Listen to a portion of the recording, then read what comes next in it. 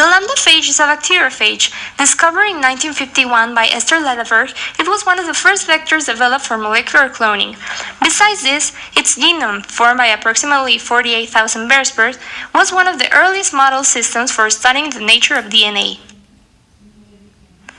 We expect 6 fragments of different sizes for each digestion conducted with the 3 enzymes previously mentioned. To analyze the size of these fragments, we'll be using a standard curve and an agarose gel electrophoresis for the visualization of the resulting binding pattern. The first experiments on restriction enzymes were reported by Dana and Nathans in 1971, where they documented the activity of the endonuclease R producing specific DNA fragments out of the SD40 virus. This table indicates the organisms from which the endonucleases used in this practical, EcoR1, PST1, and HIN3, were isolated.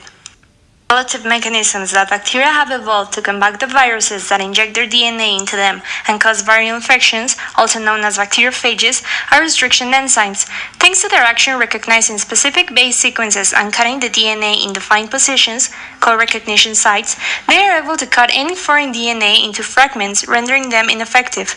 The use of these enzymes to cut target genes in order to attach the insert to a different recipient is a base of recombinant DNA technology.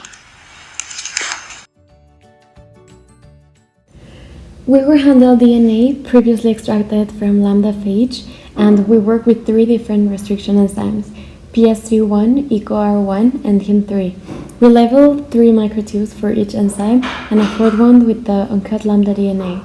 For this last one, we wrote an L in 2. We wrote a P for PST1 restriction digest of Lambda DNA, and E for EcoR1, and H for HIN3. We added to each tube 4 microliters of Lambda DNA, and then 5 microliters of the restriction buffer, and finally 1 microliter of each of the enzymes to each tube, except to the one labeled with an L.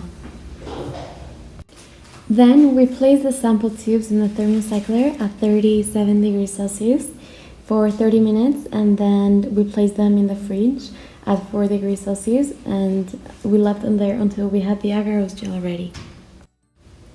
We prepare the agarose gel at 1%, with TAE buffer 1x, and we used ethidium bromide. We used 1 microliter, and then we casted the gel and allowed it to solidify. We added 2 microliters of sample loading dye to each of the tubes, changing tips for each sample.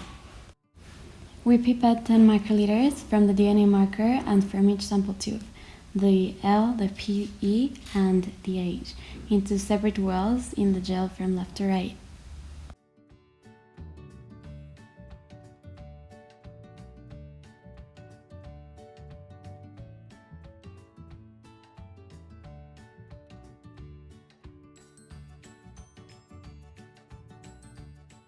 Once we verified that our samples had properly migrated in the gel, we carefully removed it and took it to a transilluminator to see it with the UV light.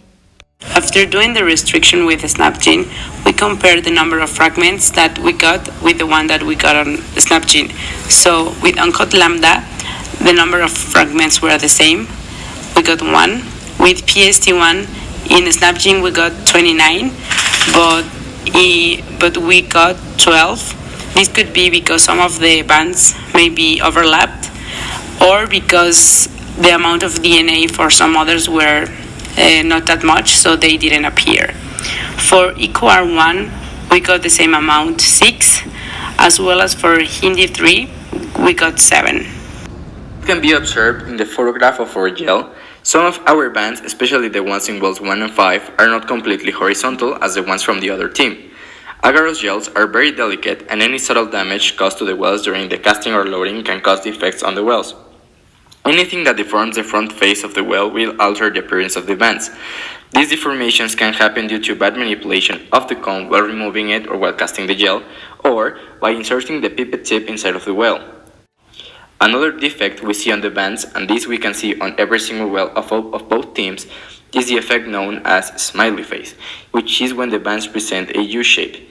This shape forms when either the agarose gel was made with water instead of buffer, or when the buffer concentration in the gel is slightly different from the one inside of the chamber. The latter is why we had this problem.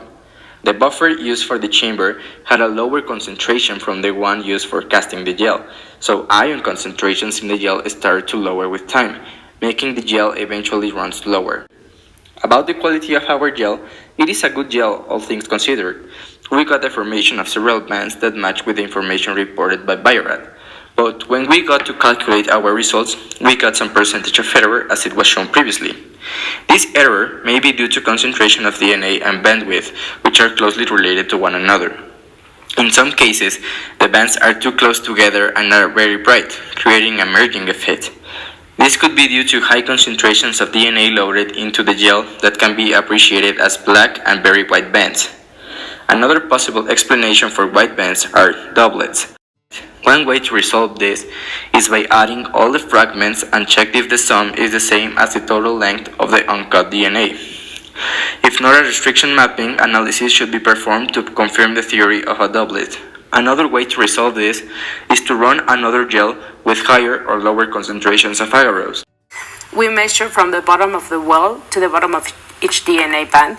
Then we extrapolate the measurements in a logarithmic graph where we use the values for the x-axis as the inverse of migration and for the y-axis the log 10 of the fragment size. And we got the graph. After this, we got the formula, the slope, and the interception. Now, we were able to substitute the equation to get y, where y would be the estimate fragment size. Y, we substitute x with the inverse of migration of the digest fragments and then got the estimate fragment size. Once we got the estimate fragment size, we decide to compare our values with the real ones and get the percentage of error within our calculations.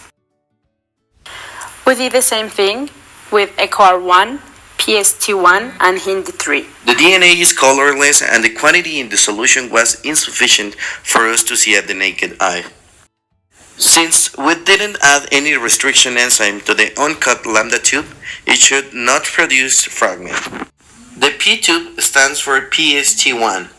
This is a specific restriction enzyme that would cut on a specific restriction site of the lambda DNA, creating restriction fragments, unlike the L tube, which stands for lambda DNA and has no restriction enzymes, meaning that there will be no digestion.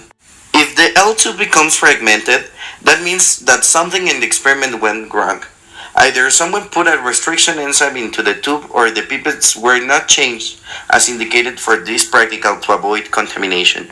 The DNA is still the same but cut into pieces, colorless and invisible at the naked eye.